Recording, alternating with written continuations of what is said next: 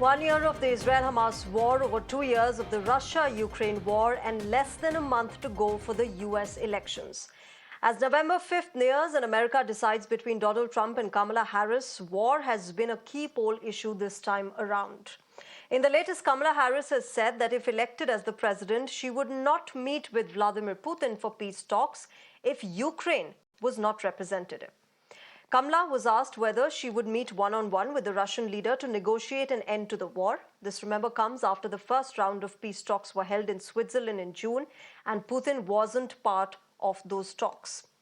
Shifting focus to the Israel-Hamas war, President Joe Biden has cast doubts on Prime Minister Netanyahu agreeing to a peace deal, saying that Israel may delay the peace deal to impact the US election. So how's the war's ripple effect really impacting the American elections? And which way is the pendulum really swinging? Let's get a perspective on it. On the broadcast, I'm joined by Mr. Vibhuti Jha. He's a former Republican candidate from the New York Assembly. I'm also joined by Mr. Ray Locker, journalist and author based in the United States. Good evening. Namaskar to both of you. Ray Locker, let me start with you. Kamala Harris says that if she's elected the president, she would not hold a one-on-one talk with Vladimir Putin if Zelensky is not part of those talks. But the fact of the matter is that the US has been pushing for the war to end. If you really want the war to end and genuinely want the war to end, why not meet him one-to-one and convince him to end the war from his side? Well, that assumes that meetings aren't already happening. I mean, traditionally, before the two leaders meet in a summit meeting of such importance, people on both sides have already been talking to each other, setting up the ground rules. I mean, on the one hand, sure, Kamala Harris or any US president could meet one-on-one with Putin to help hash that out. And really, I mean, Ukraine's fate is in the hands of the United States and its European allies. On the other hand, for Ukraine to actually agree with it, it would help for them to be at the table. And it seems kind of ridiculous to have a meeting between the US president and the president of the country that invaded Ukraine and for Ukraine not to be involved. But that's how the peace talks happened, didn't they? Vladimir Putin was not part of the peace talks in Switzerland that happened this year.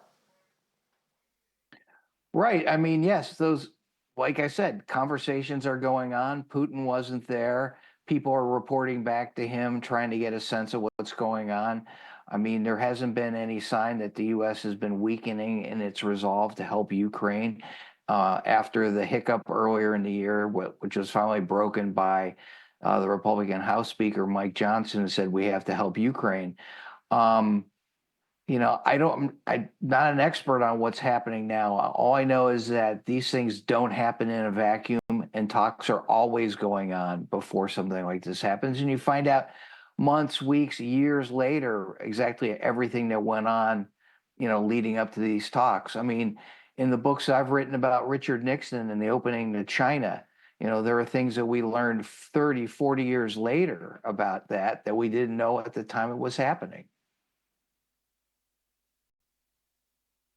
Vibhuti Jha, what is your take on it? The fact that Kamala Harris has been making these statements, the Democrat campaign has been pushing for the war to end, but clearly on ground in concrete action, nothing is really being done from the part of America, at least, in terms of not handing out, weapons and ammunition to Ukraine.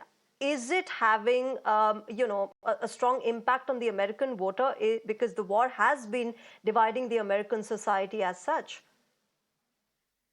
Thank you. Thank you for having me. And you pointed out very correctly that you can't, Kamala Harris has no control over Ukraine policy.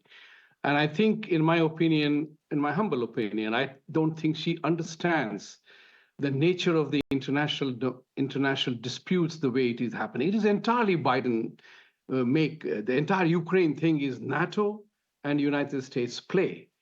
Because you push the boundaries of NATO membership on Ukraine, and that infuriated Putin. Now, let's get back to one very important element here, as that nobody knows the truth until you discover many years later, as my fellow commentator today said, that about China, we did not know things about 30 years later. That's the challenge that America is facing today, because we step into arenas and end up checkmating ourselves. Ukraine is one such arena where NATO and the NATO allies have no clue how to handle that. There's a very important element of this to understand that if you look at the First World War and Second World War, they were actually entirely European territorial plays. They have this entire fetish of playing the territorial games within Europe. They become world wars because they became colonies were involved in it.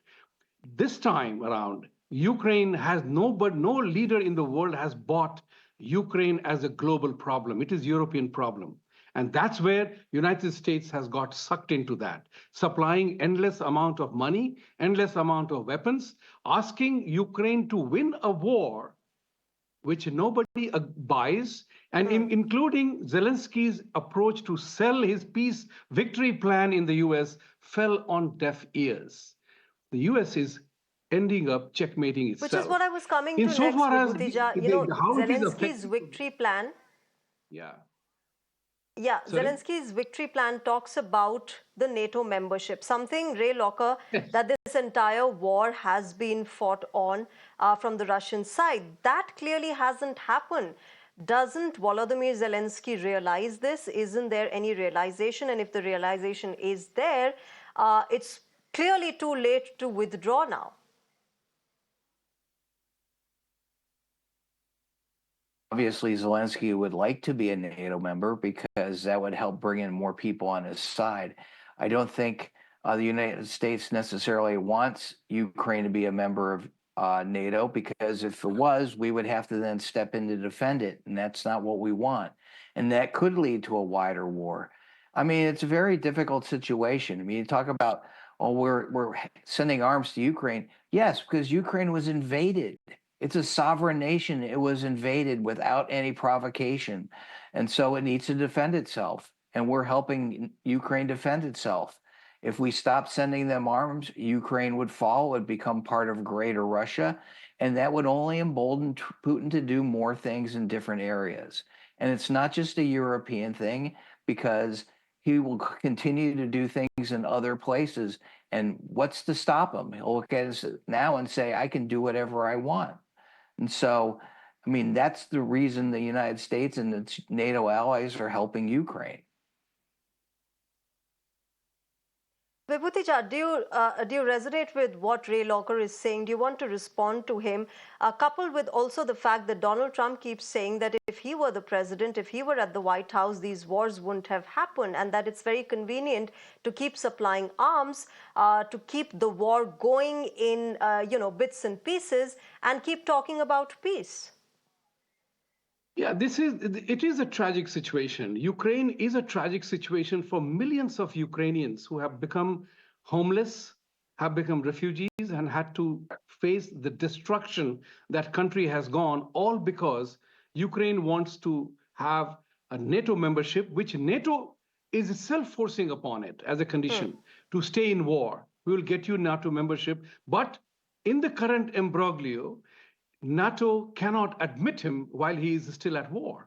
So you look at the stupidity of the policy that is going on in Ukraine. The other important part, which you also asked, how is it affecting the election scenario in America? Look at this way, that Florida is facing Milton, the second hurricane, which is projected to be the worst ever that Florida will come across. FEMA has no money. And where has FEMA spent money? In taking care of illegal immigrants. That's why there is no money. And the United States is writing checks after checks to Ukraine, billions of dollars, and you have no money to look after people who have suffered. North Carolina is one such example. So you are looking at a country that is sick and tired of war, endless wars, no outcomes. And when the country is suffering from monetary and fiscal irresponsibility, that's the time when people have begun to ask this question. Enough of the military-industrial complex shenanigans. It's time we began to look after ourselves. Yes, Trump may sound pompous. Talking about the people and how they're perceiving this entire race, Vibhutija, the latest opinion polls suggest that Donald Trump is leading and that Kamala Harris is trailing. Ray Locker, you want to comment on that, especially in the swing states, how they're impacting and how they're really behaving in terms of Donald Trump leading? He's not leading. He's trailing in most major polls. The New York Times Siena poll just released this morning Well, there had are polls that Harris up by suggest that 3 Donald points. Trump is leading as well. No, not necessarily. He's trailing by 3 percentage points in this latest poll, which is only one poll. And in the swing states, generally she's leading or tied. And so he's not ahead. And let's get back to this canard about how FEMA money is going to illegal immigrants. It's not. That's been disproven multiple times by many objective reporters. In fact, Trump was somebody who took FEMA money and used it for immigrants, not Biden. And when it's come to have FEMA be reauthorized or with a supplemental appropriation, Republicans were the ones who blocked it. Now they're all talking about, oh, look, we need all this FEMA money for Florida, which is in trouble. And on the one hand, Trump is saying, oh, there's no FEMA money and the government won't help. And then you have Republican governors of the states that have been affected by Helene and soon to be Milton saying, we're getting everything we need. So there is this constant drumbeat of misinformation coming from the Trump campaign about what's happening, only to help himself, not to help anybody else. I mean, this is a guy who goes and does a photo op in Valdosta, Georgia, makes a bunch of false claims and then leaves. You know, 7 years ago after Hurricane Maria in Puerto Rico, he shows up and throws paper towels to people in the crowd, but does really little of anything of substance. In fact, his former Interior Secretary, Ryan Zinke, signed off on some ludicrous power deal. Moves forward for both campaigns. But quickly, I have paucity of time.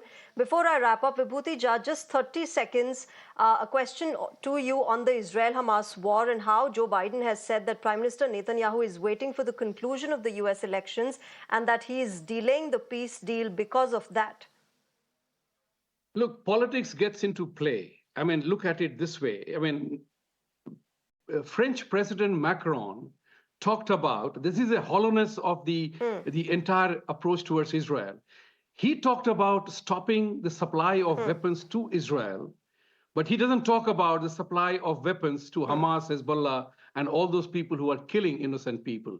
This is the dichotomy people are beginning to question. And I believe that if I'm seeing that, stupidity of that kind of a statement, you expose yourself. And that's what is happening to Israel policy. And they have the right to protect and defend themselves.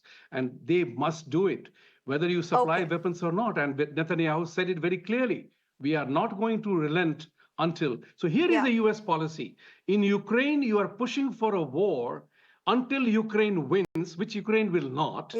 And you are looking at Hamas and Hezbollah, where Israel can win, but you are preventing them from winning. Go figure.